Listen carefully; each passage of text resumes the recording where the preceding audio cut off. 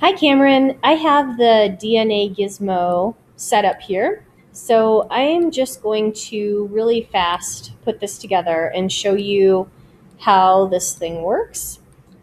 Basically, from the video that I saw with Miss Black, it looks like that you just were not finishing the DNA molecule because once you finish it, then it gives you a tip to like move on. So let me throw these in here real quickly, and then I'll show you what you see.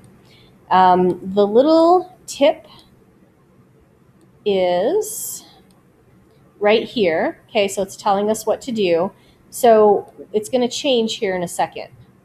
There we go. So as soon as I finish the molecule, the tip changes, and then it says to match the complementary nucleosides. So from here, this is where I would be putting in whatever nucleosides are going to be working for that other side. So that's how you do it. I think that you are just not moving far enough into the simulation in order to get that next hint there, and in order to get these complementary nucleosides to make the other part of the DNA. So I hope that helps. Let me know if you still have questions.